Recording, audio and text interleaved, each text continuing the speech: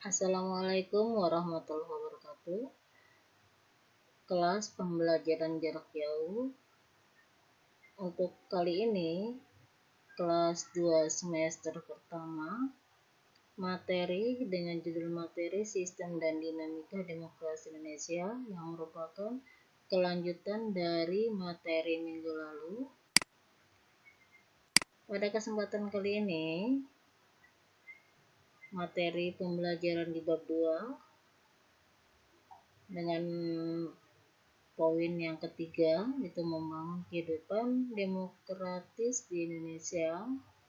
Sub A, pentingnya kehidupan yang demokratis. Yang B, perilaku yang mendukung tegaknya nilai-nilai demokratis. Baik. Sebelum Ibu menjelaskan materi pada kesempatan kali ini, kita mengingat kembali pelajaran yang lalu, yaitu mengenai prinsip-prinsip demokrasi Indonesia. Nah, ini prinsip-prinsip demokrasi di Indonesia. Yang pertama, adanya kedaulatan rakyat, di mana di situ rakyat memerintah, rakyat memimpin, rakyat yang mengambil keputusan, ya, dengan semboyan pemerintahan dari rakyat, oleh rakyat, dan untuk rakyat. Kemudian pemerintahan berdasarkan persetujuan dari yang diperintah. Dalam hal ini, presiden merupakan amanat rakyat. Presiden dalam menjalankan pemerintahannya merupakan amanat dari rakyat berdasarkan undang-undang.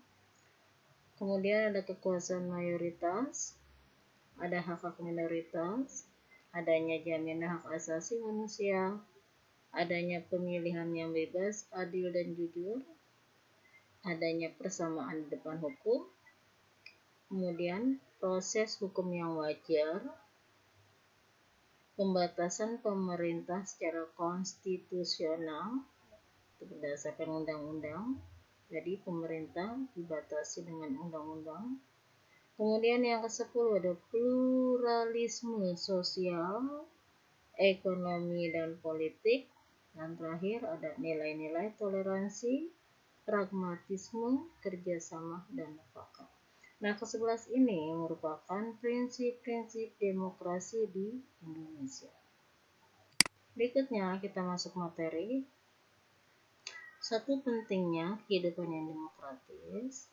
Ya, sebuah negara dapat disebut sebagai negara yang demokratis apabila dalam pemerintahan tersebut rakyat memiliki satu, persamaan kedudukan di muka hukum, di mana rakyat memiliki kedudukan yang sama di depan hukum.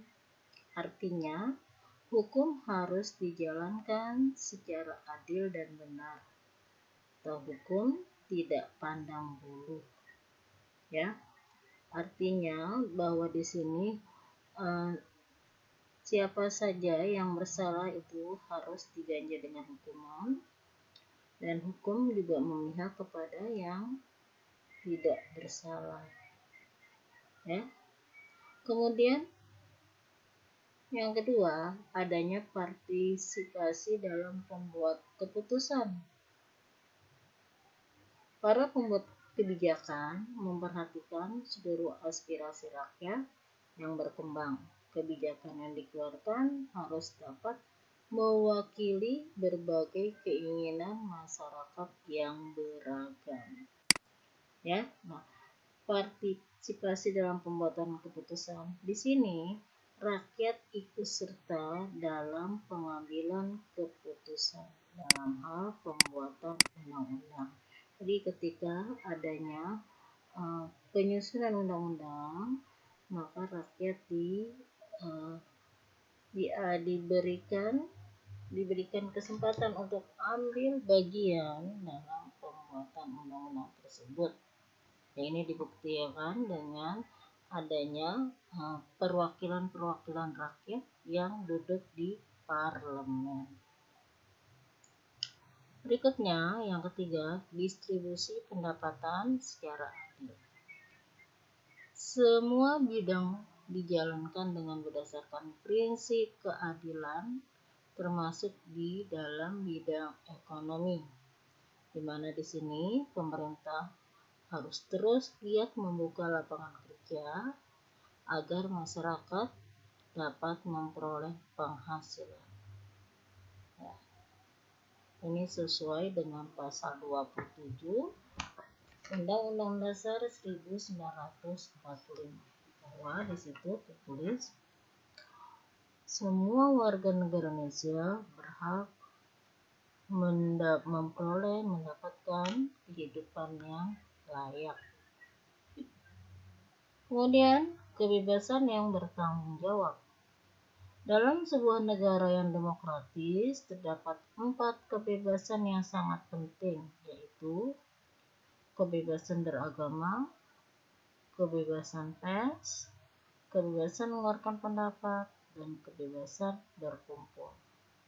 Akan tetapi, dalam pelaksanaannya mesti bertanggung jawab. Artinya, kebebasan yang dimiliki oleh setiap warga negara tidak boleh bertentangan dengan norma-norma yang berlaku. Ya. Nah, ini diatur pada sila-sila dalam Pancasila. Itu sila ketuhanan yang Maha Esa, kemanusiaan yang adil dan beradab, persatuan Indonesia, kerakyatan yang dipimpin oleh hikmat kebijaksanaan dalam permusyawaratan, dan keadilan sosial bagi seluruh rakyat Indonesia. Ya, dan dijabarkan lewat pasal demi pasal Undang-Undang Dasar 1945.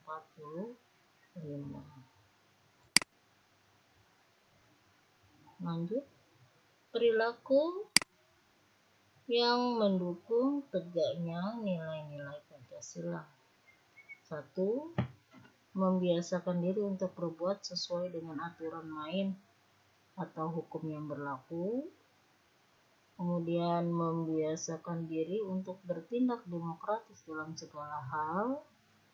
3. Membiasakan diri untuk menyelesaikan persoalan dengan musyawarah, karena ini merupakan ciri khas dari masyarakat Indonesia. 4. Membiasakan diri untuk mengadakan perubahan secara damai, tidak dengan kekerasan. 5. Membiasakan diri untuk memilih pemimpin melalui cara-cara yang demokratis. Kemudian, selalu menggunakan akal sehat dan hati nurani dalam musyawarah. Selalu mempertanggungjawabkan hasil keputusan musyawarah pada Tuhan Yang Maha Esa, masyarakat, bangsa, dan negara, bahkan diri sendiri. Kemudian, menuntut hak setelah melaksanakan kewajiban. Ada hak dan kewajiban. Seseorang melaksanakan haknya terlebih dahulu. Setelah seseorang melaksanakan kewajiban terlebih dahulu, baru dia mendapatkan haknya. Ya, dari hak dan kewajiban itu saling berhubungan. Ada hak, ada kewajiban. Kemudian, menggunakan kebebasan dengan rasa tanggung jawab, menghormati hak orang lain dalam menyampaikan pendapat, dan membiasakan diri memberikan kritik yang bersifat membangun. Nah, ini merupakan perilaku yang mendukung nilai-nilai demokrasi. Nah, nilai-nilai demokrasi ini tentunya sesuai dengan nilai-nilai Pancasila, ya, yaitu sila pertama sampai dengan sila kelima. Nah, ini semua menggambarkan masyarakat Indonesia, ya, penggambaran masyarakat Indonesia seutuhnya yang dimanifestasikan dan pada nilai-nilai Pancasila. Lanjut. Nah, ini budaya demokrasi Pancasila atau paham demokrasi yang bersumber dari asas sila Pancasila. Itu demokrasi Pancasila merupakan paham demokrasi yang bersumber dari asas sila Pancasila, yaitu yang pertama tadi ya yang dijelaskan. Sila pertama, Tuhan Yang Maha Esa. Kedua, kemanusiaan yang adil dan beradab. Yang ketiga, persatuan Indonesia. Keempat, kerakyatan yang dipimpin oleh hikmat kebijaksanaan dalam permusyawaratan perwakilan. Dan yang kelima, keadilan sosial bagi seluruh rakyat Indonesia. Ya, baik. Budaya demokrasi Pancasila atau paham demokrasi yang bersumber dari Pancasila. Ya, ini satu, menjunjung tinggi asas persamaan. Dalam artian setiap manusia kedudukannya sama di mata Tuhan Yang Maha Esa, Allah Subhanahu wa Ta'ala, sama di depan hukum. Ya, tidak ada perbedaan. Tiap manusia sama di depan hukum. Karena yang membedakan ke dalam agama kita, yang membedakan manusia itu terletak pada takwanya. Kemudian menjaga keseimbangan antara hak dan kewajiban. Ini ada keseimbangan antara hak dan kewajiban. Ya, hak diberikan setelah kewajiban dilaksanakan. Jadi kewajiban dilaksanakan, nah barulah akan menerima hak, ya akan memperoleh hak. Jadi antara hak dan kewajiban itu saling terkait. Seseorang telah melaksanakan kewajibannya, barulah dia mendapatkan haknya. Kemudian membudayakan sikap bijak dan adil. Ini membudayakan sikap bijak dan adil. Akhir mengutamakan persatuan dan kesatuan nasional. Nah, ini lebih penting. Akhir dari semuanya ini, ya, yaitu persatuan dan kesatuan nasional. Seperti yang termaktub dalam pembukaan Undang-Undang Dasar 1945 yang terdiri dari 4 alinea. Tujuan pokok dari tujuan Indonesia yaitu persatuan dan kesatuan nasional. Ya, lanjut. Nah, ini penerapan demokrasi sama di lingkungan keluarga, lingkungan sekolah, lingkungan masyarakat, dan lingkungan bangsa dan negara. Baik. Contoh penerapan demokrasi. Contoh penerapan praktik demokrasi di lingkungan keluarga itu bisa dilihat ya. Jika orang tua memberi kesempatan kepada anaknya untuk berpendapat. Jadi orang tua harus membiasakan anak memiliki pemikiran sendiri. Ya, anak berpendapat itu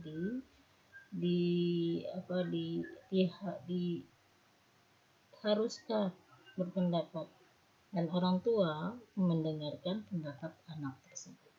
Kemudian keluarga memusyawarahkan tujuan tempat rekreasi ini yang kedua misalnya. Ya. 3. Orang tua memberi kesempatan pada anak-anaknya untuk memilih pendidikan sesuai pilihan anak. Jangan memaksakan anak untuk sekolah di mana, biarkan anak yang memilih.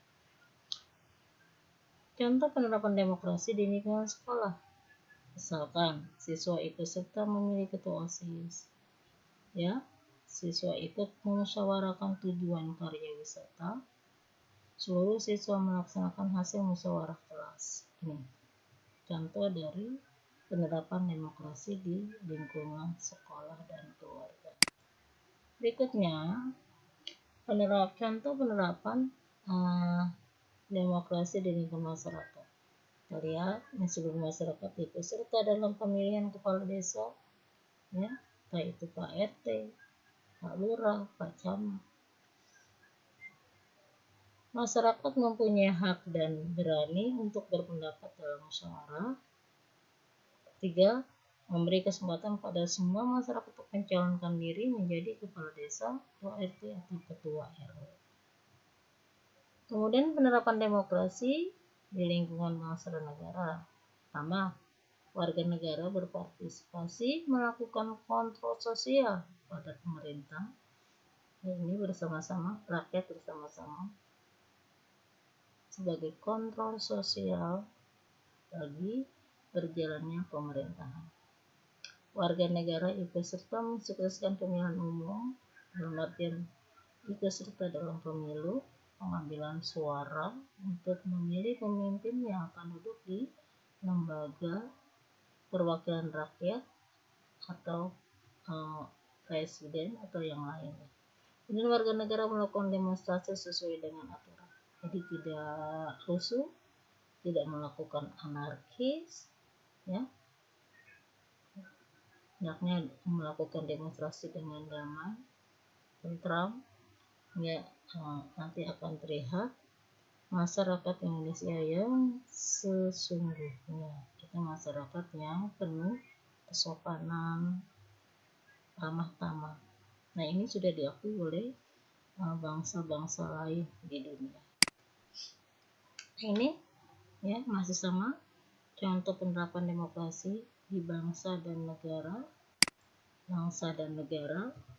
Kita lihat, 1. Ikut serta dalam pemilu atau ikut serta secara aktif maupun pasif dalam fungsi pemilu atau pemilihan umum. Ikut serta dalam pemilihan presiden yang sudah kita laksanakan dengan cara pemilihan presiden secara langsung. Ikut serta dalam pemilihan kepala daerah, ini juga sudah dilaksanakan. Pemilihan kepala daerah secara langsung. Saling menghormati dan menghargai keberagaman. Kita tahu bahwa bangsa Indonesia itu bermacam-macam suku, bangsa, agama, ya, ras, bahasa, itu beragam-ragam. Mendengar dan menghargai pendapat orang lain. Nah, ini tidak egois karena merupakan ciri khas dari bangsa Indonesia juga. Memiliki kejujuran dan integritas. Siap menerima kesalahan atau kekalahan secara dewasa. Kemudian yang ke-8, mengutamakan musyawarah untuk mufakat. Ya. Memiliki rasa malu dan tanggung jawab pada publik. Ya, publik ini adalah masyarakat. Mereka lah yang sebagai kontrol jalannya pemerintahan dan Dewan Perwakilan Rakyat. Taat membayar pajak dan mendahulukan kepentingan negara di atas kepentingan pribadi. Ya. Nah, inilah materi-materi kita hari ini. Silakan kalian baca di buku paket yang telah diberikan oleh pihak sekolah. Kemudian kalian samakan dengan video ibu kali ini. Ya, terima kasih. Ibu akhiri, wabillahi taufiq wal hidayah. Wassalamualaikum warahmatullahi wabarakatuh.